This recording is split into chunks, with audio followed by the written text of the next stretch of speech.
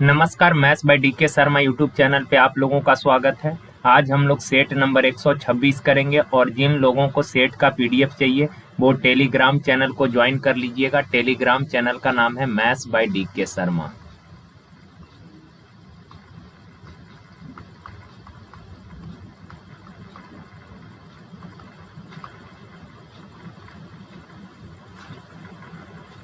यहाँ पे आप लोगों को सारा सेट का पीडीएफ मिल जाएगा। ओके, चलिए सवाल करते हैं। देखिए, कहा तीन संख्याएं अंकगणितीय श्रेणी में है। अंकगणितीय कहने का मतलब अरिथमेटिकल प्रोग्रेशन यानी कि समानांतर श्रेणी में है। का जिनका जोड़ 30 है और गुणनफल 910 है। अंकगणितीय श्रेणी में सबसे बड़ी संख्या कौन सी है? एक चीज आपको ध्यान में रखना है, जब भी तीन संख्या की बात करेगा ना, कि अगर तीन संख्या समानांतर श्रेणी में है और खुद से आपको संख्या लिखना पड़े तो ध्यान रखिएगा पहला संख्या a माइनस डी होगा, इसमें डी ऐड कीजिएगा, दूसरा संख्या a हो जाएगा, डी ऐड करेंगे तो माइनस प्लस कैंसिल a बचेगा और तीसरा संख्या a प्लस डी हो जाएगा। ओके, ये चीज आपको ध्यान में रखना है। कई बार लोग करता क्या है कि समानांतर श्रेणी यानी सेम नंबर से जुड़ जुड़ कर सीरीज आगे बढ़े, यानी दो संख्याओं के बीच का डिफरेंस अगर सेम है तो वो सीरीज समानांतर श्रेणी का होता है। तो लोग मान लेता पहला संख्या a प्लस डी, दूसरा संख्या इसमें ऐड कीजिएगा d तो ये हो जाएगा a प्लस 2d, तीसरा संख्या d ऐड करेंगे तो a प्लस 3d। अब सॉल्व करेंगे ना तो एक समीकरण में आपको दो वेरिएबल a और d बन जाएगा, तो सॉल्व करना थोड़ा मुश्किल हो जाएगा। तो आप इस चीज को ध्यान रखिएगा, जब भी आपको खुद से तीन संख्याएं समानांतर श्रेणी में मानना हो तो पहला a माइनस डी, इसमें d ऐड करेंगे तो माइनस प्लस कैंसिल, दूसरा a हो जाएगा, तीसरा a प्लस d हो जाएगा। क्लियर है? जैसे अगर इन तीनों को ऐड करेंगे प्लस माइनस कैंसिल, सिंपल एक वेरिएबल बचेगा तो काम आसान हो जाएगा। क्लियर है? तो ये चीज ध्यान में रखिएगा, जब भी तीन संख्या अगर अरिथमेटिक प्रोग्रेशन में मानना हो तो पहला a माइनस डी, दूसरा a और तीसरा a प्लस डी। अब का इनका जोड़ जो है 30 है। अब मेरे भाई अगर इन सबको ऐड करेंगे ना तो प्लस माइनस कैंसिल हो जाएगा, a प्लस ए कितना बचेगा 3a बराबर हो जाएगा 30। तो a बराबर कितना 10, a बराबर 10 हो गया। ओके, अब आगे कहा कि इनका गुणनफल 910 है। अगर इन सब को मल्टीप्लाई कीजिएगा, a का वैल्यू 10 है तो ये बन जाएगा 10 माइनस डी इंटू a का value 10 into a plus D यानी कि 10 प्लस डी बराबर दिया है 910। अब यार 10 से काटिएगा, ये 91 बार में कैंसिल हो जाएगा। अब इन दोनों को जरा देखें, a minus B into A plus B, A minus B into A plus B क्या होता है ए स्क्वायर माइनस बी स्क्वायर, तो 10 का स्क्वायर 100 माइनस बी स्क्वायर यानी डी स्क्वायर बराबर 91। अब यार 91 इधर आके घटेगा, डी स्क्वायर इधर जाएगा प्लस का, तो 91 घटेगा कितना 9, तो डी बराबर क्या हो जाएगा प्लस माइनस 3। ओके, डी का वैल्यू प्लस माइनस 3 हो गया। अब आप बताइए पहला संख्या a माइनस डी, अगर d का वैल्यू प्लस 3 लीजिएगा तो 10 माइनस 3 पहला संख्या कितना हो जाएगा 7, दूसरा संख्या a यानी 10, तीसरा संख्या a प्लस डी यानी कि 10 प्लस 3 कितना 13 हो जाएगा। क्लियर है बात? और अगर d का वैल्यू यहाँ पे -3 लीजिएगा तो आप बताइए a 10 minus into minus plus हो जाएगा तो ये कितना हो जाएगा 13, और यहाँ a है 10 और a माइनस डी यानी 10 माइनस 3 कितना 7। तो का बड़ी संख्या तो 13 ही होगा, प्लस d का वैल्यू +3 लीजिए या -3 लीजिए, d सबसे बड़ी संख्या कितना 13 ही रहना है। ओके ना, ऑप्शन नंबर सी।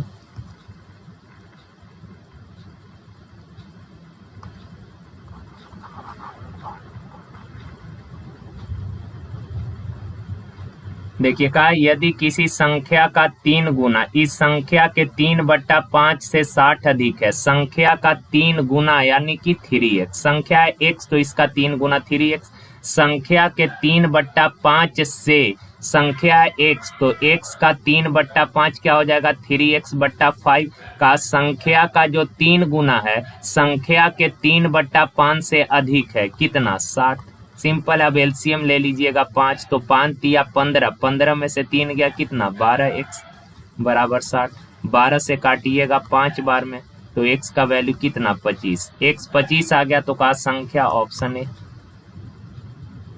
देखिए कहा दो संख्याओं का मसा और लसा क्रमशः 44 और 264 है, यानी HCF 64 दिया है। संख्याओं का HCF है कितना, सॉरी 44, और उनका LCM है 264। अब आगे कहा यदि पहली संख्या को 2 से भाग दिया जाता है तो भागफल 44 आता है। पहली संख्या सपोज x है, का इसको अगर 2 से डिवाइड कीजिएगा तो रिजल्ट यानी भागफल कितना आएगा 44। तो x का वैल्यू कितना हो जाएगा 88, यानी कि पहली संख्या 88 है। सवाल का दूसरी संख्या ज्ञात करें। आप सबको पता है अगर दो संख्या का LCM HCF मालूम, अगर कोई एक संख्या मालूम है तो रिजल्ट होता है LCM गुना HCF बराबर फर्स्ट नंबर गुना सेकंड नंबर। ओके, अब 44 दूना 88, 2 से काटिएगा 132 बार में, यानी कि सेकंड नंबर कितना 132, ऑप्शन सी।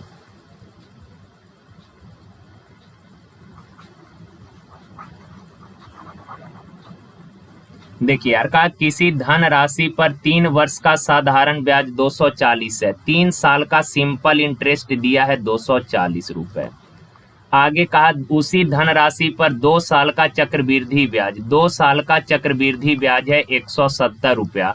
तो कहा रेट ज्ञात करना है। तो एक चीज आप लोग ध्यान रखिएगा, जब भी सेम टाइम का यानी इक्वल टाइम का एक ही समय का अगर CI और SI मालूम है तो रेट बराबर होता है CI माइनस SI बट्टा हाफ ऑफ SI इंटू 100। एक ही टाइम का यदि CI और SI मालूम है तो रेट बराबर CI माइनस SI बट्टा half of SI Guna 100। Clear है। अब यहाँ देखें यार ये 3 साल का साधारण ब्याज है और चक्रवृद्धि ब्याज कितने साल का है 2 साल का। तो चक्रवृद्धि ब्याज को आप इक्वली डिवाइड नहीं कर सकते, क्योंकि चक्रवृद्धि ब्याज में हर अगले साल का ब्याज पिछले साल से ज्यादा होता है, पर साधारण ब्याज हर साल का ब्याज इक्वल होता है। तो साधारण ब्याज को इक्वली डिवाइड करते हैं, ठीक कर सकते हैं आप। तो चक्रवृद्धि ब्याज अगर 2 साल का मालूम है तो साधारण ब्याज भी 2 साल का निकालिए। आप बताएं 3 साल का साधारण ब्याज 240 है तो 1 साल का साधारण ब्याज कितना हो जाएगा 240 बट्टा 3 यानी 80 रुपया। ओके, 1 साल का साधारण ब्याज 80 है तो 2 साल का साधारण ब्याज 80 दूना कितना 160 हो जाएगा। तो 2 साल का साधारण ब्याज मालूम, 2 साल का चक्रवृद्धि ब्याज मालूम, तो रेट बराबर क्या हो जाएगा CI माइनस SI। 170 में से 160 गया कितना 10 बट्टा हाफ ऑफ SI यानी 160।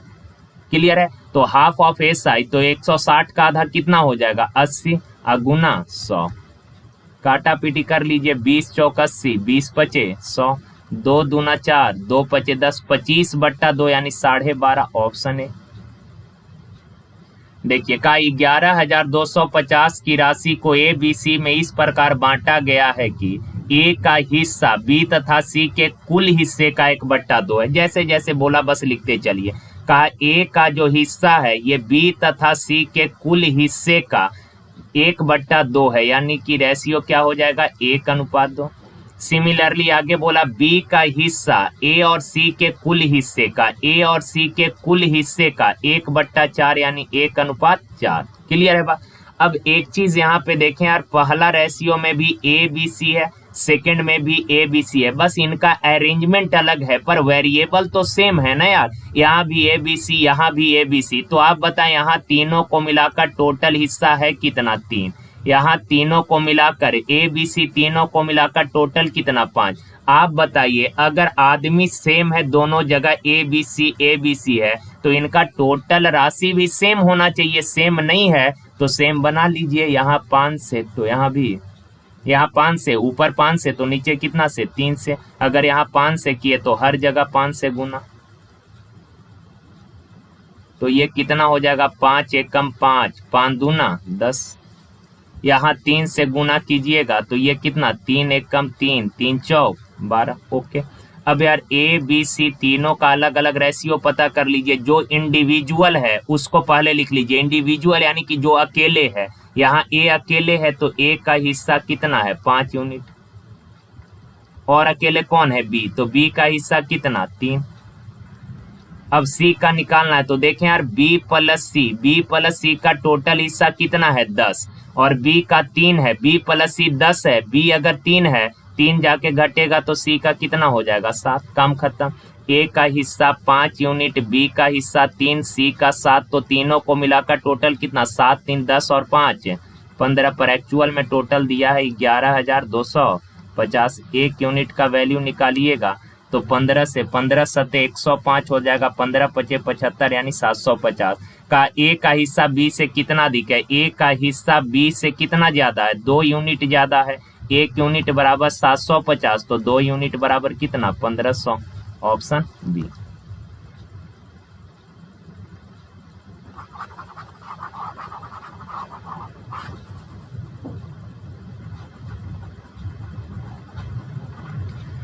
देखिए कहा दूध तथा पानी के 120 लीटर मिश्रण में 40% दूध है, कितना दूध और मिलाया जाए। अच्छा आप बताइए, मिल्क और वाटर का अगर मिक्सचर है, इसमें मिल्क मिलाइएगा, अगर मिल्क मिलाएंगे तो वाटर क्या रहेगा, सेम रहेगा। मिल्क मिलाइएगा तो जो मिलाइएगा उसका क्वांटिटी बढ़ जाएगा, लेकिन सेकंड वाला क्वांटिटी पर तो सेकंड वाला यूनिट के क्वांटिटी पे कोई फर्क नहीं पड़ेगा। मिल्क मिलाइएगा तो वाटर सेम रहेगा, तो वाटर को लेकर आगे बढ़ जाइए यार। देखिए 120 लीटर के मिक्सचर में 40% दूध है, लेना है आपको वाटर, तो वाटर कितना होगा 60% का। कितना दूध मिलाया जाए, हमने मान लिया 1 लीटर दूध मिला दिए, तो 120 लीटर मिक्सचर पहले से था, 1 लीटर दूध मिला दिए तो नया मिक्सचर हो गया 120 + 1।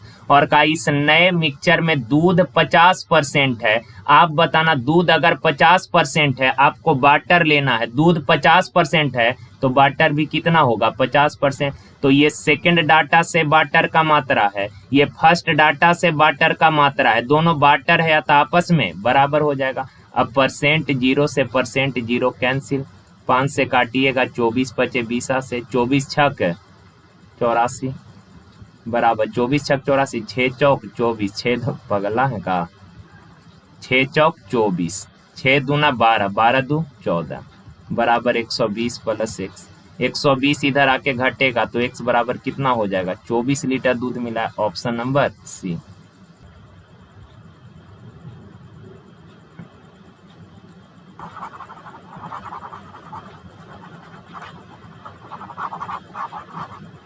देखिए कहा ए बी और सी एक काम को क्रमशः 6 12 और 15 दिन में करता है। ए करेगा तो काम कर देगा 6 दिन में, बी कर देगा 12 दिन में एंड सी कर देगा कितने 15 दिन में। तो मेरे भाई 10 12 और 15 का एलसीएम कितना 60, 6 10 60, 12 पचे 60, 15 चौक 60। ओके का 1/8 भाग काम खत्म होने पर सी काम छोड़ देता है। 1/8 भाग काम खत्म हो गया, यानी कि 8 में से 1 काम खत्म हो गया, शेष काम बच गया कितना 7/8 भाग शेष काम बचा है।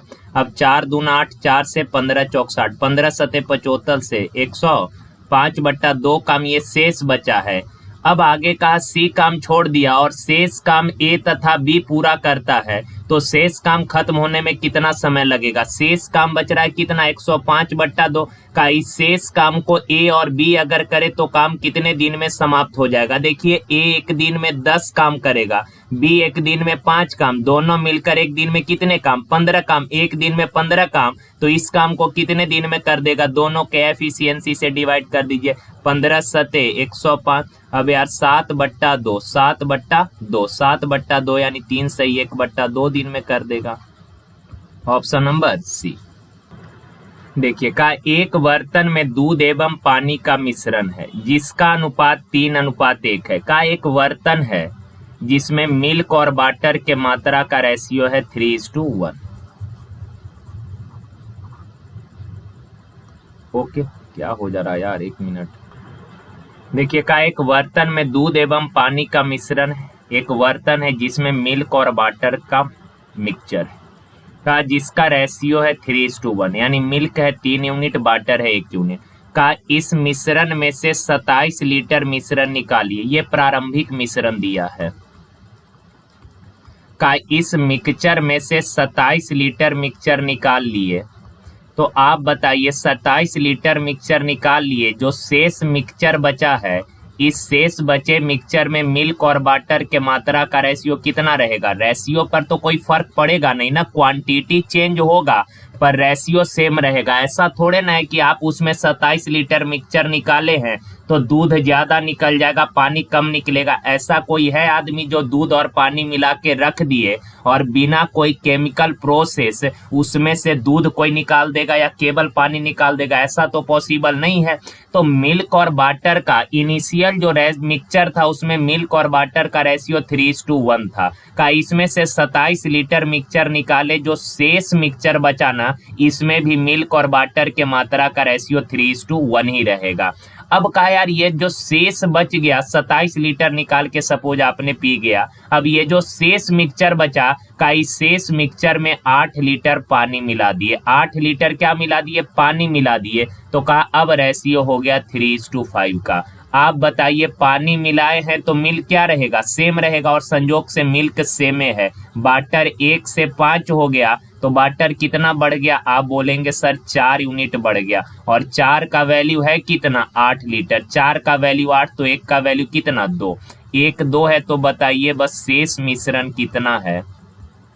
तो आप बोलेंगे सर शेष मिश्रण तो यही वाला शेष बचा था। शेष मिश्रण में मिल्क 3, वाटर 1, तो मिक्सचर है कितना? 4। 1 बराबर 2 तो 4 बराबर कितना? 8 लीटर। आप बताइए प्रारंभिक मिश्रण कितना?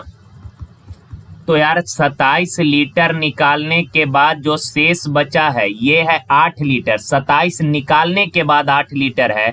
अगर 27 नहीं निकाले होते तो शुरुआत में कितना होता? 27 ज्यादा यानी 27 प्लस 8 है 35 लीटर मिक्सचर हो जाता। ओके ना?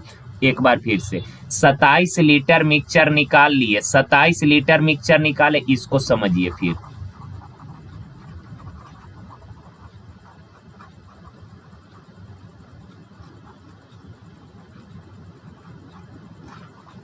देखिए का एक मिश्रण है, इनिशियल मिक्सचर है जिसमें मिल्क और वाटर के मात्रा का रेशियो दिया है कितना? 3:1। ओके ना? ये प्रारंभिक मिश्रण में मिल्क और वाटर के मात्रा का रेशियो है। अब कहा इस मिश्रण में से आपने 27 लीटर मिक्सचर निकाल लिया। 27 लीटर मिक्सचर अगर निकाले हैं, जो शेष मिक्सचर बचा है ना उसमें मिल्क और वाटर के मात्रा का रेशियो क्या रहेगा? तो आप बोलेंगे सर मिक्सचर में रेशियो सेम रहेगा। क्वांटिटी तो चेंज होगा पर रेशियो हमेशा सेम रहेगा। अगर इनिशियल मिक्सचर में मिल्क वाटर का रेशियो 3:1 है, 27 लीटर निकाल लिए, रेशियो में कोई प्रभाव नहीं पड़ेगा, रेशियो सेम रहेगा, यानी शेष मिक्सचर में मिल्क और वाटर का रेशियो 3:1 रहेगा। अब का 8 लीटर पानी मिलाया गया, इस मिक्सचर में 8 लीटर वाटर मिलाए हैं तो अब रेशियो 3:5 हो गया। अच्छा अगर आपने वाटर मिलाया है तो मिल्क क्या रहेगा? सेम रहेगा, और संजोग से यहाँ मिल्क सेम है। वाटर 1 से 5 हो गया यानी कितना बढ़ गया? 4 यूनिट, पर एक्चुअल में मिलाए हैं कितना? 8 लीटर। तो 1 यूनिट का वैल्यू कितना? 2 हो जाएगा। तो आप पहले बताइए शेष मिक्सचर कितना है? शेष मिक्सचर में मिल्क 3, वाटर 1 यानी शेष मिक्सचर है 4 यूनिट। 1 यूनिट का वैल्यू 2 तो 4 यूनिट का वैल्यू कितना? 8 लीटर। तो शेष मिक्सचर मेरे भाई अगर 8 लीटर है, शेष मिक्सचर 8 लीटर है, 27 लीटर निकालने के बाद 8 लीटर बचा है, तो प्रारंभिक मिक्सचर कितना होगा? 27 लीटर ज्यादा होगा, यानी 27 ऐड कर दीजिएगा तो प्रारंभिक मिक्सचर कितना? 35 litre. Option number A. Clear है बात? तो इसको 1-2 बार अच्छे से आप लोग कीजिएगा। देखिए कहा यहाँ पे दिया है कि एंगल ए जो है 0 डिग्री है, ये 0 डिग्री और 90 डिग्री के बीच में लाई करता है। इसका कोई इंपॉर्टेंस नहीं है, रहने दे, ऐसे ही भ्रमित करने के लिए दिया है। सोचेंगे तो उसका अर्थ अलग आ जाएगा। का हाफ ऑफ कॉट ए, और ये वैल्यू इसका निकालना है। देखें यार इस ट्रिग्नोमेट्रिकल आइडेंटिटी का वैल्यू निकालना है। इस कंप्लीट फंक्शन के बराबर कुछ नहीं दिया, यानी ये किसी रिलेशन को एक्जिस्ट, जैसे आप बताना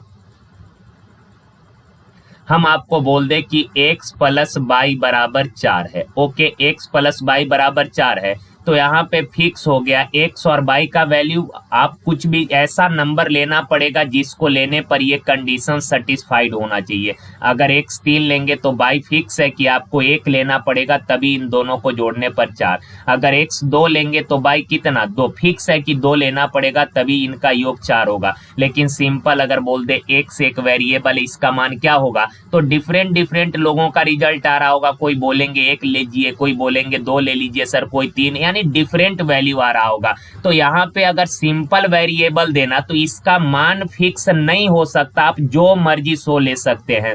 तो वही चीज यहाँ इस ट्रिग्नोमेट्रिकल आइडेंटिटी के बराबर कुछ नहीं दिया, यानी ये किसी रिलेशन को एग्जिस्ट नहीं करता। आप यहाँ एंगल के जगह जो मर्जी सो ले सकते हैं, बस एक चीज ध्यान रखिएगा, ऐसा एंगल मत ले लीजिएगा जिसको लेने पर रिजल्ट इनफाइनाइट आ जाओ।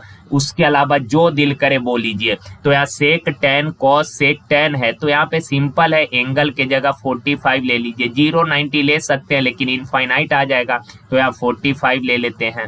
अब देखिए जरा 1, ये है 1 बट्टा कॉट ए, कॉट 45 कितना 1, ओके 1 प्लस, देखें यार सेक 45 होता है √2, टेन 45 1, यानी कि √2 माइनस 1 का ये होल स्क्वायर है, और बट्टा में cos 40 cosec 45 √2 into sec 45 √2 minus 1, कोई दिक्कत नहीं। अब बस इसको रेशनलाइज कर लेना 1/2। अब यार ऊपर अगर आप गौर से देखेंगे ना तो ये क्या है, ए square plus b square minus 2ab, और बट्टा में अगर √2 से सबको गुना कीजिएगा, √2 गुना √2 कितना हो जाएगा 2, और माइनस √2, क्लियर है बात। अब ऊपर में है हाफ इंटू कितना है 2 1 3 1 4, तो 2 अगर कॉमन कर लीजिएगा तो अंदर बच जाएगा 2 माइनस √2, और बट्टा में 2 माइनस √2, या 2 माइनस √2 से 2 माइनस √2 कैंसिल, 2 से 2 कैंसिल, वैल्यू क्या आ जाएगा 1, क्लियर है बात।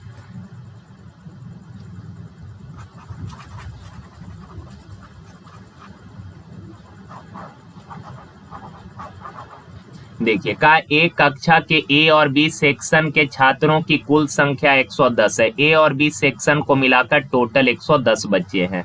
का सेक्शन ए में छात्रों की संख्या सेक्शन बी के तुलना में 10 अधिक है। ए में छात्रों का संख्या जो है ना ये बी से 10 अधिक है। ए में छात्रों का संख्या बी से कितना ज्यादा है, 10 ज्यादा है। अब यार 110 को अगर ए और बी के बीच डिस्ट्रीब्यूट कीजिएगा ना तो सिंपल, पहले बोला ए में बी से 10 बच्चे अधिक हैं, तो 110 में से 10 घटाइए, बच जाएगा कितना 100, ओके ना। जितना अधिक या कम बोलेगा उसको टोटल में से घटाइए और दोनों को इक्वली डिवाइड कर दीजिए। 50-50, ए में भी 50 बी में भी 50, 100 हो गए। अब कहा ए में 10 बच्चा ज्यादा है तो 10 ए में जोड़ दीजिएगा, 50 और 10 कितना 60, और बी में कितना हो जाएगा 50 हो जाएगा। रेशियो छोटा कर लीजिए तो 6:5, क्लियर है बात। अब आगे कहा कि एक टेस्ट में ए सेक्शन के छात्रों का औसत स्कोर की तुलना में बी के छात्रों का औसत स्कोर 20% अधिक है। कहा एवरेज जो है बी के छात्रों का औसत स्कोर ए से 20% ज्यादा है। 20% का फ्रैक्शन 1/5, यानी ए में 5 एक के बच्चों का औसत स्कोर 5 है तो बी में 1 ज्यादा कितना हो जाएगा 6, क्लियर है बात। अब आगे सवाल में कहा यदि कक्षा में सभी छात्रों का औसत स्कोर 72 है। यार आप बताइए, संख्या मालूम है, एवरेज मालूम है, बी में छात्रों का संख्या मालूम, एवरेज मालूम, तो क्या औसत नहीं निकाल लेंगे? कोई भी निकाल लेगा कि गुरुजी ए में 6 बच्चा है और औसत 5 है तो योग कितना हो जाएगा, ए के छात्रों का अंकों का योग 6×5 = 30, औसत गुना संख्या। ये 6 बच्चों का, ये ए में कितने बच्चे हैं 6 बच्चे, 6 बच्चे का औसत 5 है तो 6 बच्चों के अंकों का योग 6×5 = 30। बी में 5 बच्चा है, इनका एवरेज 6 है तो योग कितना हो जाएगा 6×5 = 30। ये ए के 6 बच्चा के अंकों का कुल योग है, ये बी के 5 बच्चा के अंकों का कुल योग, दोनों को जोड़ दीजिएगा तो 6 या 5 11 बच्चा का टोटल अंक कितना, टोटल अंक कितना, तो औसत अंक कितना 11 से डिवाइड कर दीजिए, ये एवरेज आ गया 30 60/11। रेशियो है यानी ये यूनिट है, 60/11 यूनिट एवरेज आ गया, पर एवरेज है कितना 72। तो भाई मेरे 12×5 = 60, 12×6 = 72, तो 1 यूनिट का वैल्यू क्या हो जाएगा 11×6 = 66/5। बोला कि ए के छात्रों का औसत स्कोर, तो ए के छात्रों का एवरेज है कितना 5, ए के छात्रों का एवरेज है 5 यूनिट, ए के छात्रों का एवरेज कितना 5 यूनिट है, 1 यूनिट का वैल्यू 66/5, तो 5 यूनिट का वैल्यू कितना हो जाएगा 66, ऑप्शन नंबर ए। ये अच्छा सवाल है, इसको 1-2 बार कीजिए। ये पिछले 3-4 सेट से अगर आप पिछला 4-5 सेट करेंगे तो ऐसा सवाल 2 ठो पहले भी मिल जाएगा। अच्छा सवाल था, ये नया सवाल है, पिछले 2018-19 में लगातार पूछा है ऐसा सवाल। चले आ जाए, का एक कक्षा के 9 छात्र के एक निश्चित राशि का योगदान करते हैं। कहा उनमें से 7 प्रत्येक ने 50 दिए और अन्य 2 ने क्रमशः 50 और 90 दिए। ये सुधार कर लीजिएगा यार, आप लोगों को जो पीडीएफ टेलीग्राम पे पीडीएफ जो मिलेगा उसमें ये सुधरा हुआ रहेगा, आप लोग इसको अभी सुधार लीजिए। कहा कि उनमें से 7 प्रत्येक ने का 50 रुपए दिए और अन्य दो ने सभी के औसत खर्च से, अन्य 2 ने सभी के औसत खर्च से, पीडीएफ में सुधरा हुआ रहेगा, सभी के औसत खर्च से क्रमशः 50 रुपए और 90 रुपए अधिक दिए। ओके, एक बार फिर से हम बोल देते हैं। का एक कक्षा के 9 छात्र एक निश्चित राशि का योगदान करते हैं। का उनमें से 7 प्रत्येक ने 50 रुपए दिए और अन्य 2 ने क्रमशः सभी के औसत खर्च से 50 रुपए और 90 रुपए अधिक दिए हैं। तो 9 छात्र की कक्षा का औसत योगदान, तो मान लेते हैं एवरेज योगदान है 100 रुपया। ओके ना, क्लियर है? तो आप बताना टोटल योगदान क्या हो जाएगा। 9 बच्चे का औसत x है तो टोटल कितना हो जाएगा 9x। यहाँ तक कोई दिक्कत नहीं। अब आगे बढ़ते हैं यार, देखिए कहा 7 में से प्रत्येक ने 50 रुपए दिए। 7 बच्चा जो है उनमें से प्रत्येक ने 50 रुपए दिए हैं, तो सातों ने मिलकर टोटल कितना दे दिया 7 पचे 35, 350 रुपया। अब आगे का शेष जो 2 बच्चा बच गया यानी 8वां और 9वां बच्चा जो है का सभी के औसत खर्च से 50 रुपए और 90 रुपए अधिक दिए। तो 8वां बच्चा जो है सभी का औसत खर्च x है, x से कितना रुपया ज्यादा 50 रुपया ज्यादा। और 9वां बच्चा जो है इसने सभी के औसत खर्च से 90 रुपया ज्यादा यानी x + 90 दिया है। ओके, तो आप बताएं यार, ये 7 बच्चे का टोटल खर्च है, ये 9वां ने इतना खर्च किया, 10वां ने इतना खर्च किया, सबको जोड़ दीजिएगा तो क्या ये 9 बच्चे का टोटल खर्च नहीं हो जाएगा। यस, ये 9 बच्चे का टोटल खर्च है, पर एक्चुअल में 9 बच्चे का टोटल खर्च है कितना 9x। काम खत्म। अब यार इन सबों को ऐड कीजिएगा, 350, 490 और x + x कितना 2x, उधर जाके घट जाएगा कितना हो जाएगा 7x। 7 से काटिएगा तो x = 70। अब सवाल कहा कि 9 छात्र के कक्षा का औसत योगदान, तो एवरेज x था यानी कि 70 रुपया। कई बार बोल देता है टोटल खर्च, तो टोटल खर्च है 9x, x = 70, 9x = 9 7 63 यानी 630। क्लियर?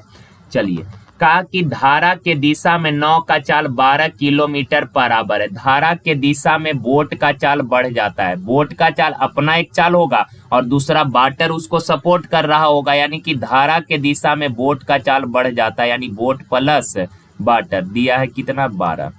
का धारा के प्रतिकूल यानी विपरीत, 9 का चाल 8 है, धारा के विपरीत चाल घट जाता है, यानी कि बोट माइनस वाटर है 8।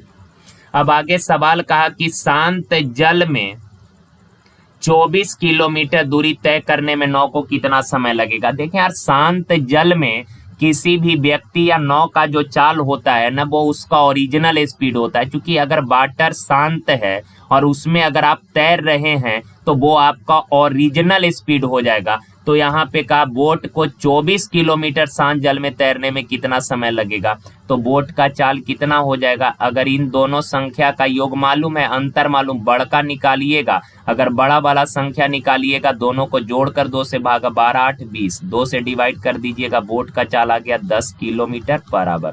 कहा 24 किलोमीटर दूरी तय करने में कितना समय लगेगा, समय बराबर दूरी बट्टा चाल 24/10 यानी 2.4 आवर।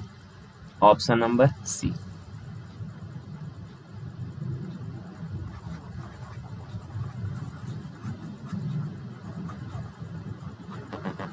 देखिए, कहा ए और बी एक नियत स्थान से एक ही समय क्रमशः 40 और 50 के चाल से चलना शुरू करते हैं।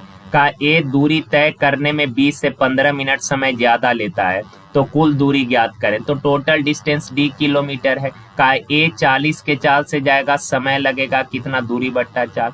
बी 50 के चाल से जाएगा, समय लगेगा कितना, दूरी बट्टा चाल। और इन दोनों समयों का अंतर है कै मिनट का, 15 मिनट। आवर में लाइएगा, 60 से डिवाइड कर दीजिए। अब 40 50 का एलसीएम 200, 40 बचे 5D, 50 चौक 4D, 5D में से 4D गया D बराबर 15 से काटिएगा 1/4, 4 से कैंसिल 50 बार में, तो D आ गया 50 किलोमीटर, ऑप्शन नंबर। और इसका सिंपल फॉर्मूला भी होता है डिस्टेंस का कि S1 इंटू S2, S1 यानी बड़ा वाला चाल 50,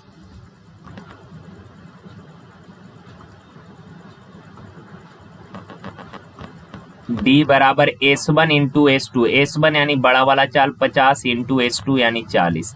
अब बट्टा में डिफरेंस ऑफ स्पीड 50 और 40 का डिफरेंस कितना 10 गुना डिफरेंस ऑफ टाइम, टाइम का डिफरेंस है 15 मिनट, ज्यादा या कम कहने का मतलब डिफरेंस होता है, तो 15 मिनट को आवर में लाइएगा 60 से भागा, 15 चौक 60, 0 से 0, 4 से 4 यानी कितना 50 किलोमीटर।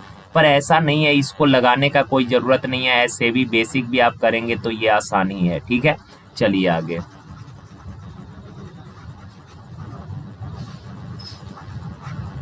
देखिए यार, कहा एक पाइप किसी टंकी को 40 मिनट में खाली करता है, दूसरा पाइप जिसका व्यास पहले पाइप से 2 गुना है टैंक को खाली करने के लिए जोड़ दिया गया, दोनों पाइप एक साथ टैंक को कितने समय में खाली करेंगे। एक छोटा सा पहले कॉन्सेप्ट समझिए, जैसे मान लीजिए कि 2 वृत्त है, इन दोनों वृत्तों के त्रिज्या का रेशियो, पहला का रेडियस r1 है, दूसरा का रेडियस r2 है। हम बोले इन दोनों का डायमीटर का रेशियो क्या होगा, तो आपको पता है सर डायमीटर रेडियस का 2 गुना होता है, पहला का रेडियस r1 तो डायमीटर 2r1, दूसरा का रेडियस r2 है तो डायमीटर 2r2 है। 2 से, चूंकि 2 कांस्टेंट नंबर है, 2 से 2 कट जाएगा, डायमीटर का रेशियो आ गया r1:r2। यानी कि ध्यान रखिएगा, जो रेशियो रेडियस का होगा ना वही रेशियो डायमीटर का होगा, रेशियो सेम होता है, वैल्यू की बात नहीं कर रहे, रेशियो हमेशा 2 वृत्त, 2 या 2 से अधिक वृत्त के जो रेशियो त्रिज्या का होगा वही रेशियो उसके डायमीटर का होगा। ओके, ये चीज आप लोगों को ध्यान में रखना है। जो रेशियो रेडियस, चूंकि 2 तो कांस्टेंट नंबर, ये रेशियो में कट ही जाएगा, तो जो रेशियो रेडियस का वही रेशियो डायमीटर का। क्लियर है बात। अब दूसरा चीज समझिए यार, जैसे मान लीजिए ये एक पाइप है, ओके, ये पाइप का मुहाना है और ये दूसरा पाइप है। अगर दोनों पाइप में सेम स्पीड से पानी बह रहा ना, दोनों पाइप में अगर सेम स्पीड से पानी बह रहा है, दोनों पाइप में अगर सेम स्पीड से पानी बह रहा, तो जिस पाइप का मुहाना बड़ा होगा उससे ज्यादा पानी निकलेगा, जिस पाइप का मुहाना ज्यादा है उससे ज्यादा पानी निकलेगा, और जिस पाइप का मुहाना छोटा है उससे कम पानी निकलेगा। यानी कि ये पाइपों द्वारा गिराए गए पानी का जो मात्रा होगा, या फिर ऐसे भी बोल सकते हैं कि इन पाइपों का जो एफिशिएंसी होगा ना, वो इसके मुहाना पे डिपेंड करेगा। एफिशिएंसी यानी कि क्षमता, ये कितना पानी हर घंटे, हर मिनट, हर दिन गिराता है, ये इसका एफिशिएंसी होगा। तो किसी भी पाइप का जो क्षमता होता है ना, वो उसके मुहाना, ये मुहाना को बोलते हैं क्रॉस सेक्शनल यानी अनुप्रस्थ काट एरिया, ये इसके मुहाना पे डिपेंड करेगा। अगर मुहाना बड़ा होगा तो इससे ज्यादा पानी गिरेगा, मुहाना छोटा होगा तो इससे कम पानी गिरेगा।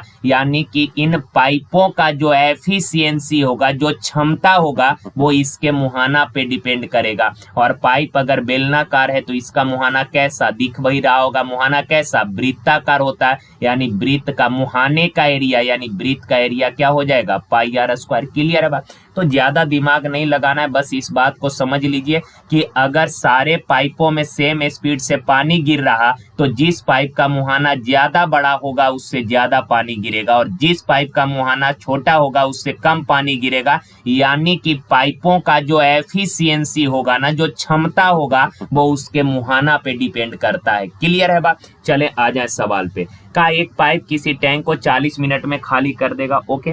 कहा दूसरा पाइप जिसका व्यास पहला से 2 गुना है, ये पहला पाइप है, ये दूसरा पाइप। कहा डायमीटर का कंपैरिजन किया कि दूसरा पाइप का डायमीटर पहला से 2 गुना है, तो डायमीटर का रेशियो अगर 1:2 है, तो आप बताना इन दोनों पाइपों के रेडियस का रेशियो क्या होगा। तो आपने अभी सीखा सर, जो रेशियो डायमीटर का वही रेशियो रेडियस का होगा। अब यार इन दोनों पाइपों के एफिशिएंसी बताइए। तो अगर पाइप का एफिशिएंसी निकालना है, तो अभी हमने बोला इसका क्षमता जो इसके मुहाना पे डिपेंड करता है, मुहाना बड़ा तो पानी ज्यादा गिरेगा यानी एफिशिएंसी ज्यादा, मुहाना छोटा तो पानी कम गिरेगा यानी एफिशिएंसी कम होगा, यानी कि इसके मुहाना के एरिया पे इसका एफिशिएंसी डिपेंड करता है। और पाइप बेलनाकार है तो मुहाना वृत्ताकार, अर्थात वृत्त का एरिया क्या हो जाएगा पाई आर स्क्वायर। और आपको पता है रेशियो लिखेंगे तो कांस्टेंट तो कट ही जाएगा, यानी कि पहला का रेडियस 1 है तो आर स्क्वायर यानी 1 का स्क्वायर, ये क्या हो गया यार 1 का स्क्वायर 1, और दूसरा का रेडियस 2 है तो 2 का स्क्वायर 4। पहला का एफिशिएंसी है 1 यूनिट, यानी पहला पाइप 1 मिनट में 1 लीटर पानी खाली करेगा। पहला पाइप 1 मिनट में 1 लीटर पानी गिराएगा, कहा 40 मिनट में पूरा खाली कर दिया। 1 मिनट में 1 लीटर तो 40 मिनट में 40 लीटर टोटल खाली कर दिया, यानी कि ये टैंक का ये टोटल कैपेसिटी आ गया 40 लीटर। अब कहा दोनों पाइप एक साथ मिलकर टैंक को कितने समय में, अगर दोनों मिल जाएगा तो पहला 1 मिनट में 1 लीटर खाली करता है, दूसरा 1 मिनट में 4 लीटर, दोनों मिलकर 1 मिनट में 5 लीटर, तो 40 लीटर कै मिनट में 40/5 यानी 8 मिनट में खाली करेगा। ओके क्लियर है, अच्छा सवाल था ये। चलें आगे बढ़ते हैं। देखिए कई बार आपको बोल देगा कि दूसरे पाइप का जो व्यास है, व्यास को कहा कि व्यास को 2 गुना या 4 गुना कर दिया गया, व्यास को डायमीटर को 4 गुना कर दिए। पहला पाइप का डायमीटर 1 है तो दूसरा का 4 गुना, यानी कितना हो जाएगा डायमीटर 4 हो जाएगा। और आपको अभी बताए जो रेशियो डायमीटर का होगा वही रेशियो रेडियस का होगा। और इन पाइपों का एफिशिएंसी क्या होगा, तो पाइप का एफिशिएंसी उसके मुहाना पे डिपेंड करता है, और इसका पाइप का मुहाना वृत्ताकार तो वृत्त का area pi R square. Ratio लिखेंगे, कांस्टेंट को इग्नोर कर दीजिए, आर स्क्वायर पहला का रेडियस 1 तो एरिया 1 का स्क्वायर, दूसरा का रेडियस 4 तो एरिया 4 का स्क्वायर। यानी पहला का एफिशिएंसी 1 यूनिट है, यानी पहला पाइप 1 मिनट या 1 घंटा या 1 दिन में 1 लीटर पानी गिराएगा।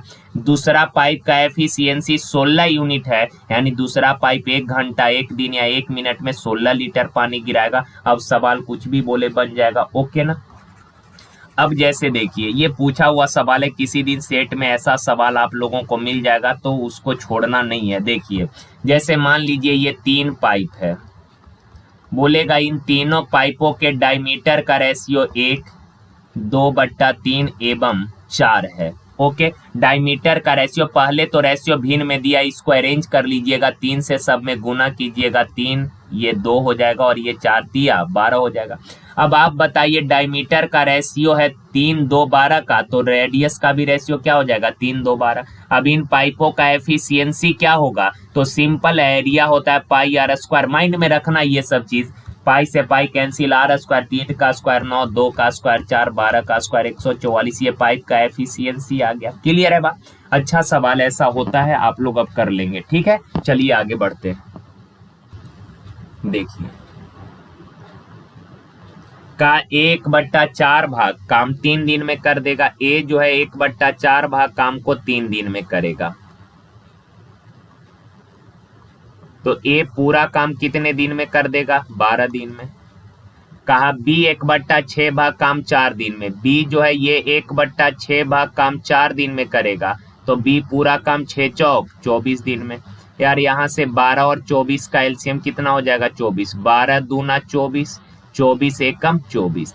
अब आगे सवाल कहा यदि दोनों ने मिलकर काम को खत्म किया है तो उन्हें 180 रुपए का भुगतान किया गया, का ए को कितने रुपए मिलेंगे, ए का हिस्सा पूछा है। देखें यार एफिशिएंसी के अगर सारे वर्कर ने एक साथ मिलकर काम फिनिश किया है ना, तो जो रेशियो एफिशिएंसी का होगा ना वही रेशियो उनके मजदूरी का होगा। अगर सबने मिलकर साथ में शुरू से लेकर अंत तक काम किया और काम को खत्म कर दिया तो जो रेशियो एफिशिएंसी का होगा वही उनके मजदूरी का होगा।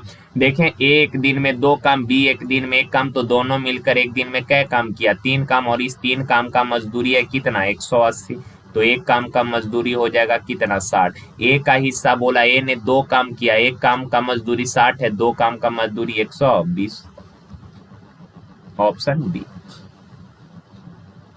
देखिए का रेडियो का क्रैमुल 600 है और क्रैमुल का 5% यातायात पे खर्च करता है। रेडियो का क्रय मूल्य 600, यानी 600 कैश पेमेंट करके आपने एक रेडियो खरीदा है। ओके, अब क्रय मूल्य का 5% यातायात पे खर्च किए हैं। तो पहले भी हमने आप लोगों को बताया है कि खरीदने के अलावा वस्तु को लाने, ले जाने या फिर बनवाने में जो भी एक्स्ट्रा खर्च होगा सबको जोड़कर वास्तविक क्रय मूल्य होगा। तो कहा कि क्रय मूल्य तो ऐसा 600 रुपया, यानी कि आपने 600 में परचेज किया है। क्रय मूल्य का 5% यातायात पे खर्च होता है, तो 600 का 5% निकालिएगा कितना, 30 रुपया यातायात पे खर्च हुआ, तो उसको जोड़ दीजिएगा तो एक्चुअल कॉस्ट प्राइस आपका आ जाएगा कितना, 630 रुपया। अब का इसको जोड़कर 15% लाभ कमाता है, तो रेडियो का विक्रय मूल्य 630 रुपए में आपने वस्तु को खरीदा, रेडियो को खरीदा, अब बेचे तो 15% लाभ हो गया। का विक्रय मूल्य ज्ञात करें। 15% लाभ कमाने के लिए कितना में बेचिएगा, 115/100 में। बस इसको कैलकुलेशन कर लेना है। ये 3 × 15, सबका इकाई अंक 5 है, ये तो हो नहीं सकता, सबका 5 है, तो आप लोग बस कैलकुलेशन कर लीजिएगा यार थोड़ा। 5 से काट दीजिए, 5 दूना 10, 5 दूना 10, 5 तिया 15, कैलकुलेशन कर लीजिएगा आप लोग। ओके, चलिए देखिए, कहा यदि 120 को x% कम किया जाए तो वही परिणाम प्राप्त होता है जो 40 को x% बढ़ाने पर प्राप्त होता है। कहा x को अगर x%, 120 को x% कम कर दीजिएगा, देखें 120 को अगर x% कम कीजिएगा तो ये हो जाएगा कितना, 100 - x/100। ओके, का वही परिणाम आता है, यानी बराबर जो 40 को x% बढ़ाने पर प्राप्त होगा। 40 को x% बढ़ाइएगा तो परिणाम हो जाएगा कितना, बढ़कर हो जाएगा कितना, 100 + x/100। अब बराबर के दोनों साइड नीचे 100 है तो 100 से 100 कैंसिल, 40 तिया 120, 3 से गुना कीजिएगा तो 300 - 3x बराबर 100 + x।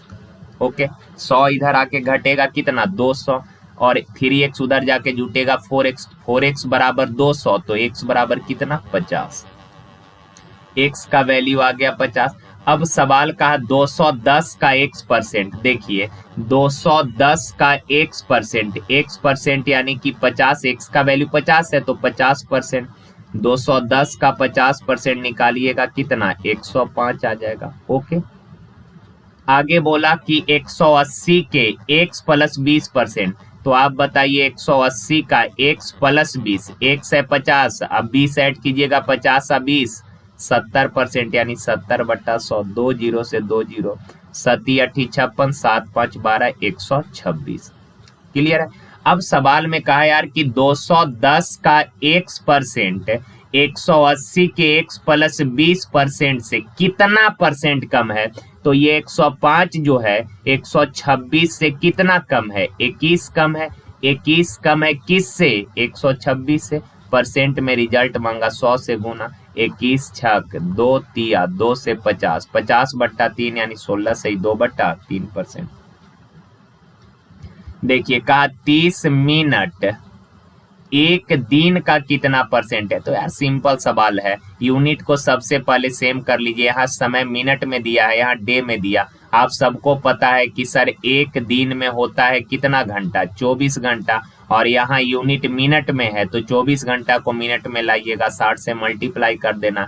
का 30 मिनट एक दिन का, तो का वाला नीचे, एक दिन का, एक दिन यानी कितना मिनट, 24 × 60 मिनट का कितना परसेंट है, परसेंट में रिजल्ट मांगा, 100 से गुना। अब काटा पीटी कर लेना है बस, 5 से 12, 5 से 20, अब 4 तिया 12, 20 तिया 60, काट दीजिए ना डायरेक्ट यार, 20 तिया 60, 20 पचे 100, 3 से काटिए 10 बार में। ओके, 2 पचे 10, 2 से 12, 25/12, यानी 12 दूना 24, 2 पॉइंट समथिंग आ जाएगा, भागू कर लीजिएगा आप लोग। देखिए कहा क्या,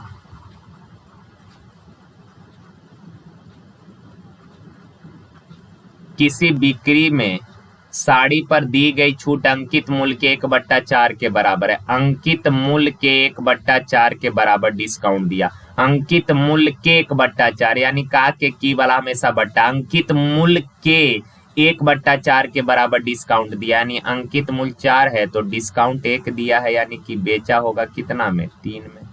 ओके, अब आगे कहा लागत मूल्य और विक्रय मूल्य से क्या अनुपात है यदि इसमें 15% उसको हानि होता है।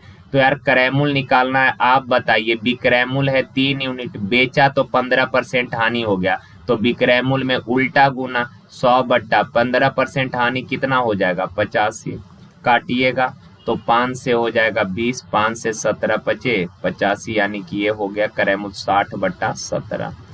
अब आप बताइए, 3 से काटिएगा, चूंकि विक्रय मूल्य क्रय मूल्य पूछा है तो बाकी को इग्नोर कर दीजिए, कोई मतलब है नहीं।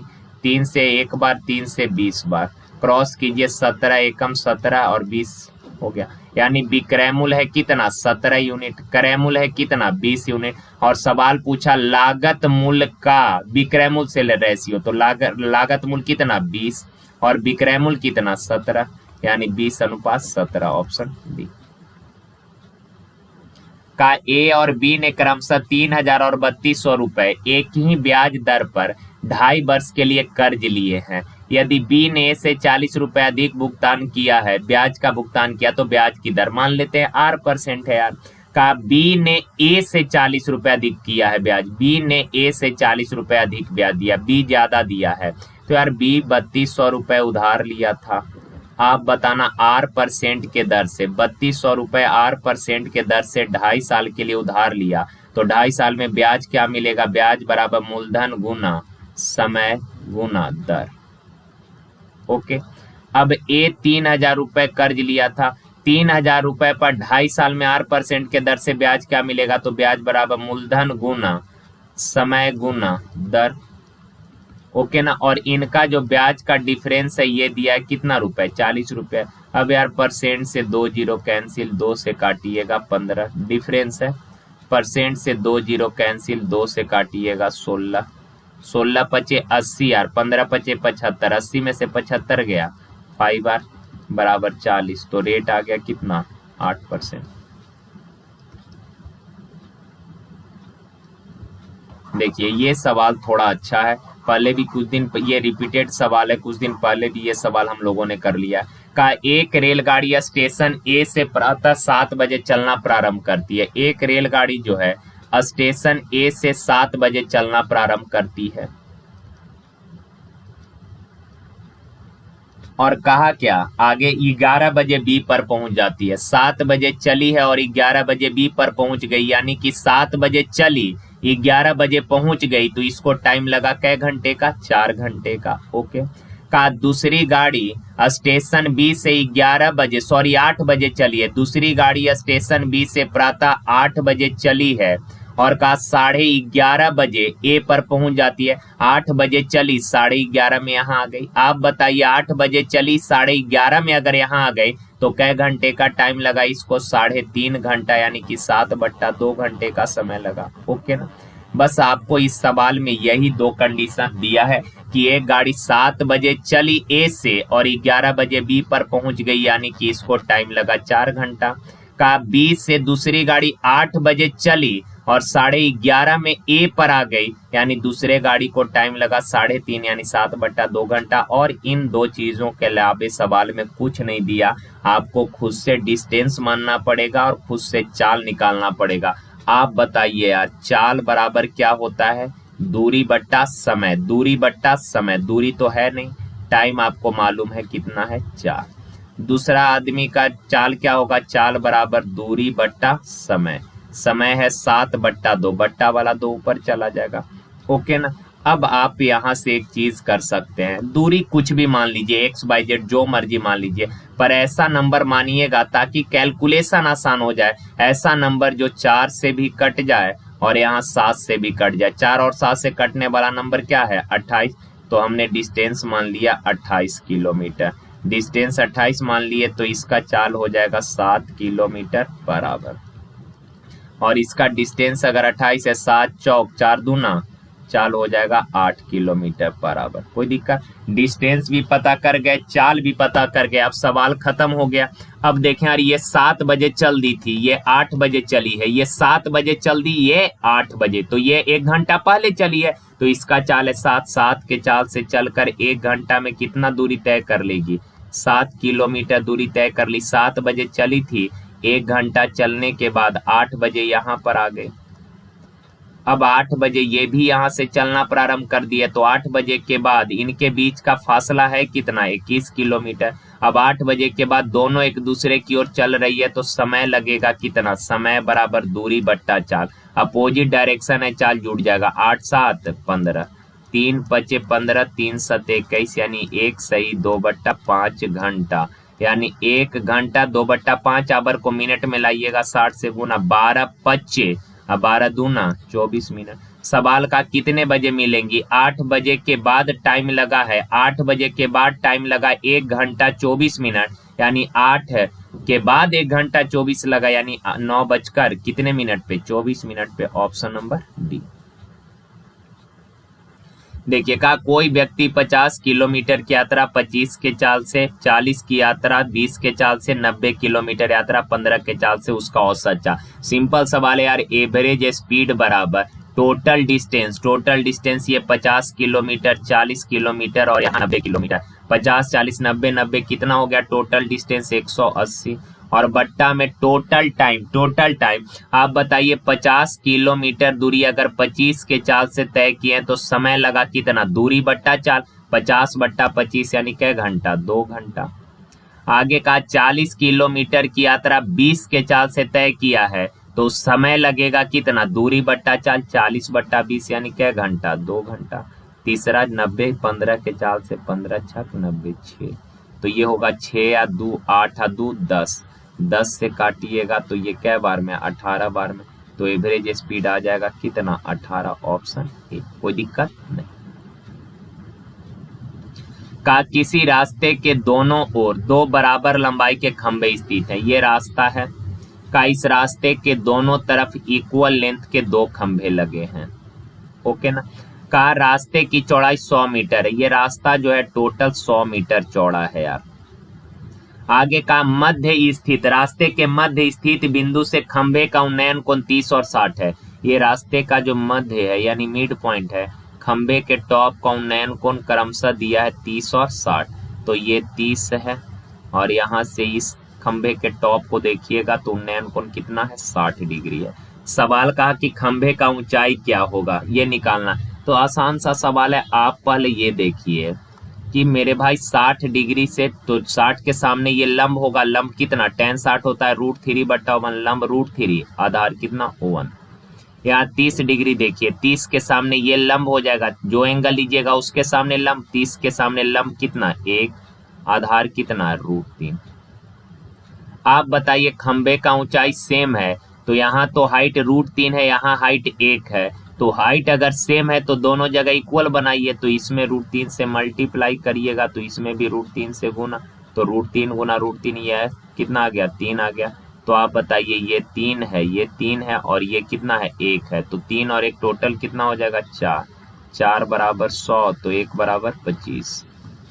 का खंबे का ऊंचाई, पहला का भी हाइट है √3, दूसरा का भी हाइट है √3, तो हाइट खंबे का कितना हो जाएगा? 1 बराबर 25, तो √3 बराबर कितना? 25√3। ओके, चलिए आगे देखिए। का त्रिभुज PQR का अंतः केंद्र, एक चीज आप लोगों को ध्यान में रखना, ये चीज आप लोगों को याद है मैक्सिमम लोगों को, जैसे ट्रायंगल ABC है। अब यार अंतः केंद्र होता क्या है? तो तीनों शीर्षों के कोण समद्विभाजक का जो कटान बिंदु होता है ना, तीनों शीर्षों के कोण समद्विभाजक का जो कटान बिंदु होता है वो अंतः केंद्र कहलाता है। ओके ना? तीनों शीर्षों का जो कटान बिंदु है ये अंतः केंद्र होगा। क्लियर है बात? तो अंतः केंद्र पर बना कोण, जैसे हम बोले angle ABC, angle AOC, okay ना, ये इन सेंटर जो है ये क्या होगा? तो अंतः केंद्र पर बना कोण जो है ये 90 प्लस सामने के कोण का आधा, तो इसके सामने का कोण कौन है? C है।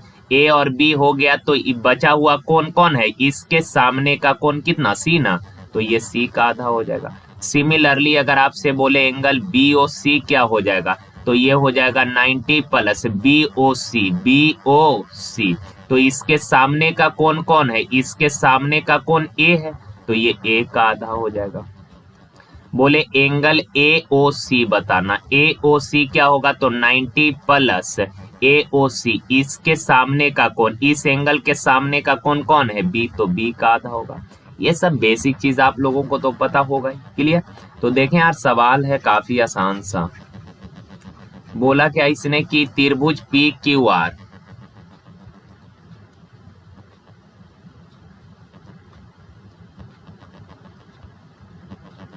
का अंतः केंद्र एस है, इन सेंटर इसका एस है, पी एस आर 125 है, पी एस आर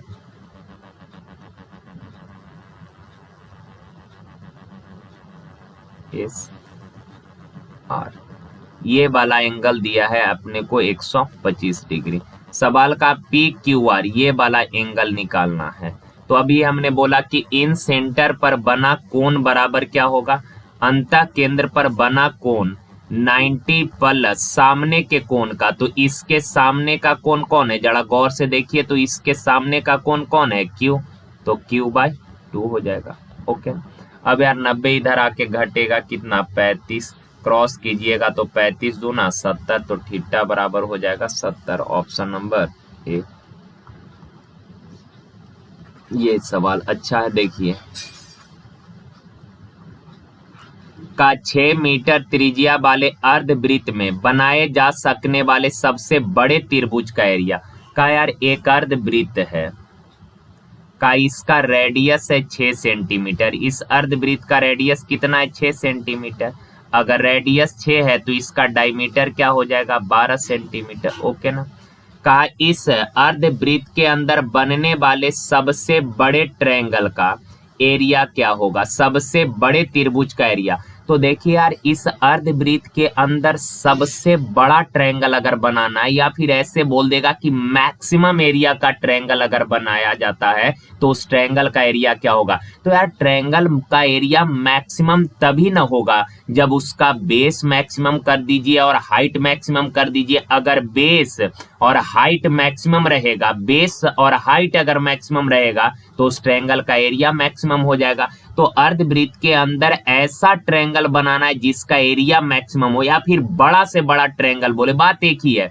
तो बड़ा से बड़ा ट्रायंगल या फिर ऐसा ट्रायंगल जिसका एरिया मैक्सिमम हो, तो मैक्स के लिए ट्रायंगल का बेस क्या हो सकता है, इसके डायमीटर से बड़ा तो बेस नहीं ना हो सकता है कुछ, यानी कि मैक्सिमम एरिया वाला जो ट्रायंगल बनेगा उसका बेस क्या हो सकता है, इसका डायमीटर हो सकता है, इससे बड़ा कुछ नहीं होगा। दूसरा चीज, अब ट्रायंगल का हाइट मैक्सिमम क्या होगा, तो हाइट मैक्सिमम तभी होगा, हाइट मैक्सिमम कहने का मतलब इसके सेंटर से परिधि को अगर मिलाइएगा, यानी कि इसका जो रेडियस होगा ना, अर्धवृत्त का जो रेडियस होगा, ये ट्रायंगल का हाइट होगा मैक्सिमम। अर्धवृत्त का रेडियस ट्रायंगल का मैक्सिमम हाइट हो जाएगा। तो ये रेडियस है कितना, 6 है। ओके। अब यार देख लें आप, इस ट्रायंगल का हाइट मालूम है, बेस मालूम है, तो ट्रायंगल का एरिया क्या हो जाएगा, हाफ। बेस 6 प्लस 6 कितना, 12, इंटू हाइट कितना, 6, 2 तिया 6, 12 तिया 36। Option number A. का उस वृत्त की त्रिज्या का पता लगाए जिसके चाप की लंबाई 33 है। चाप का लंबाई 33 है, संबंधित केंद्रीय कोण 90 डिग्री है। आप सबको पता है चाप का लंबाई क्या होता है, चाप का लंबाई थीटा बट्टा 360 गुना 2 पाई आर, ये सबको पता है। ओके। अब यार चाप का लंबाई दे दिया है 33, थीटा है 90, 90 बट्टा 360 यानी 1/4, 2 पाई का वैल्यू रख लीजिए 22/7, रेडियस निकालना है आर। अब यार काटिएगा तो 22 से 11 दूना 22, 11 तिया 33, 2 दूना 4 से 4 कैंसिल हो गया, तो रेडियस बराबर 7 इधर आ जाएगा, तो 7 तिरिक कितना, 21। Option number 3। देखिए, कहा एक अर्धगोले की त्रिज्या 14 सेंटीमीटर है। एक अर्धगोला है जिसका रेडियस दिया है 14 सेंटीमीटर। रेडियस कितना है, 14 सेंटीमीटर। का इसे पिघलाकर एक बेलन बनाया जाता है। इसको पिघला दिया और आपने एक बेलन बनाया है। अर्धगोला को पिघलाकर एक बेलन बनाए का उसके वक्र पृष्ठ एरिया और कुल पृष्ठ एरिया का रेशियो 2:3 है, तो आधार की त्रिज्या ज्ञात करना है। तो आप बताएं बेलन का वक्र पृष्ठ और कुल पृष्ठ एरिया का रेशियो दिया है, तो यार बेलन का वक्र पृष्ठ एरिया क्या होता है 2πRh बटा संपूर्ण पृष्ठ एरिया। तो वक्र पृष्ठ एरिया में अगर इसके ढक्कन यानी कि टॉप, ढक्कन और इसके पेंदा यानी कि बेस, टॉप और बेस का एरिया अगर जोड़ दीजिएगा, ये जो वक्र पृष्ठ एरिया है ना, इसमें टॉप और बेस का एरिया जोड़ दीजिएगा तो इसका संपूर्ण पृष्ठ एरिया आ जाएगा। टॉप वृत्ताकार, आधार भी वृत्ताकार, तो वक्र पृष्ठ एरिया 2πRh में टॉप वृत्ताकार तो टॉप का एरिया πr², आधार वृत्ताकार तो आधार का area πr² plus πr², 2πr², और इनका रेशियो दिया है 2/3।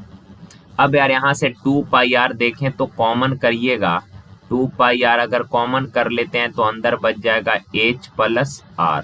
अब 2πr से 2πr कैंसिल, ऊपर है कितना h बराबर 2, नीचे बचा h प्लस r बराबर 3। h प्लस r बराबर, ये तो खत्म हो गया ना यार, h प्लस r बराबर कितना है 3, h अगर 2 है, h 2 यूनिट, रेशियो है फ्रैक्शन यानी रेशियो है, h 2 यूनिट है तो r कितना हो जाएगा 1, क्योंकि दोनों का योग 3 है तो r हो जाएगा 1, और रेशियो है तो x लगा लीजिए यार।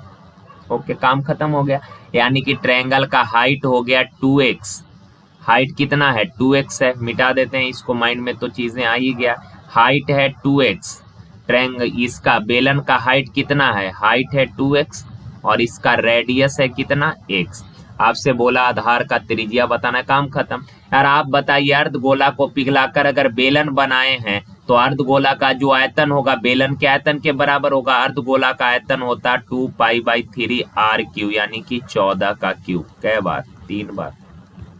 बेलन का आयतन πr², 2x का स्क्वायर कीजिएगा 4x² इंटू r है x से तो x² इंटू h 2x। अब पाई से पाई कैंसिल हो जाएगा यार, अब 2 से ये 2 कैंसिल हो जाएगा, इधर बच गया x³ हो गया, x² गुना x³ इधर है देखिए 14 3 बार है तो 14 का क्यूब r बट्टा में 3। अब दाएं साइड का क्यूब हटाइएगा तो बाएं साइड क्यूब रूट, ये 14 के पावर 3 का क्यूब रूट कितना 14, 3 का क्यूब रूट कितना 3√3 हो जाएगा। अब रेडियस पूछा है, रेडियस यानी x का ही वैल्यू आपसे पूछा है तो 14/3 हो जाएगा। कहा क्या कि 2001 से 2002 तक आयास में, आयास नहीं आया है, ये भी सुधरा हुआ रहेगा, पीडीएफ आप लोग ले लीजिएगा वहां से। का 2001 से 2002 तक आय में कितने % कमी हुआ, तो देखिए 2001 का डाटा ये है। 2001 में इनकम है कितना, 2001 में इनकम है कितना 1 यूनिट, 2001 में इनकम 1। ओके, आगे कहा 2002 में, तो 2002 में देखिए इनकम है कितना, 2002 में इनकम है 0.75। कहा ए से 2001 से 2002 तक आय में कितना कमी हुआ, 1 में था 1, 2 में था 0.75, कमी हो गया कितने का 0.25 का, 0.25 का कमी हुआ कितना पर 1 पर %, तो 100 से गुना। अब यार डेसिमल हटाइएगा, बट्टा में 2 0, 100 से 100 कैंसिल, यानी कि आंसर हो जाएगा कितना 25%, ऑप्शन सी। देखिए कहा दी गई आकृति में एंगल AMB 130 डिग्री है। AMB ये वाला जो एंगल है AMB ये 130 डिग्री है। का ABQ का मान ज्ञात करना है। ABQ ये वाला एंगल आपको बताना है। आपको एक प्रॉपर्टी पता होगा कि जीवा द्वारा परिधि पर बना कोण, जीवा द्वारा, जैसे ये जीवा है, ये AB क्या है जीवा है, ये AB जीवा है यार, तो जीवा द्वारा परिधि पर बना ये कोण, जीवा द्वारा परिधि पर बना कोण और इसी जीवा द्वारा विपरीत दिशा में स्पर्श रेखा के साथ बना कोण आपस में बराबर होता है। तो परिधि पर 130 है तो स्पर्श रेखा के साथ बना ये कोण 130 हो जाएगा। अब आप बताइए, ये स्ट्रेट लाइन है और स्ट्रेट लाइन पे टोटल एंगल कितने डिग्री का, 180 डिग्री का। ये अगर 130 है तो ये वाला 180 में से 130 गया, कितना हो जाएगा, 50। Option B. का 44 क्रमागत विषम संख्याओं का औसत 144 है। तो सबसे बड़ी संख्या, देखें यार, एवरेज कहने का मतलब होता है मिडिल वाला। एवरेज कहने का मतलब, जब भी एवरेज लिखा है ना तो आप समझ जाइएगा बीच वाला। का 44 क्रमागत विषम संख्या, विषम संख्या में गैप कितने का होता है, दो दो का गैप होता है। कितने का, दो दो का गैप होता है। का इन 44 विषम संख्याओं का औसत 144 है। औसत यानी मिडिल वाला, तो बीच वाला नंबर 144 है। टोटल 44 संख्या है जिसमें से एक संख्या पता कर गए कि 144 है। जो बीचों बीच है ना एक संख्या, वो 144 है। 44 में से एक संख्या पता कर गए तो बच गया क्या संख्या, 43 संख्या। 44 में से एक पता कर गए कि बीच वाला 44 है तो बच गया कितना, 43 संख्या। तो आप बताइए, आधा इधर हो जाएगा मेरे भाई, समझ रहे हैं ना आप लोग। 44 है यार, तो आप ऐसे भी कर सकते हैं, ऐसे जैसे भी करना है कर लीजिए। हमने पहले भी कई बार ऐसे बता दिया है, तो आप ऐसे करिए, आसान है। पहला संख्या फर्स्ट नंबर अगर x है तो 44वां संख्या यानी कि लास्ट नंबर क्या हो जाएगा, पहला x है। विषम संख्या में दो दो का डिफरेंस होता है। पहला अगर x है तो 44वां, 44 दूना 88, जबकि पहला x है और 44वां 88, तो 88 से 2 कम कर दीजिए, चूंकि पहला x ले चुके हैं तो 2 कम कर दीजिएगा, तो 44वां संख्या x प्लस कितना हो जाएगा, 86 हो जाएगा। पहला x है, 2 जोड़िए, फिर 2, फिर 2, फिर 2, इस तरह से 88वां संख्या 44वां संख्या x प्लस 86 होगा। अब इन दोनों का एवरेज यानी दोनों को जोड़कर 2 से डिवाइड कर दीजिए और एवरेज है कितना, 144। 2x प्लस 86, 2 चौका 8, 2 चौका 8 और 2, 86 उधर जाके घटेगा। 2x बराबर कितना बच जाएगा, 202। 2 से काटिए तो x बराबर 101। x 101 है तो का बड़ी संख्या यानी लास्ट टेबल आना बड़ा होगा, तो x प्लस 86 यानी 101 प्लस 86 कितना, 781, 187 हो जाएगा। कोई दिक्कत यहाँ तक नहीं।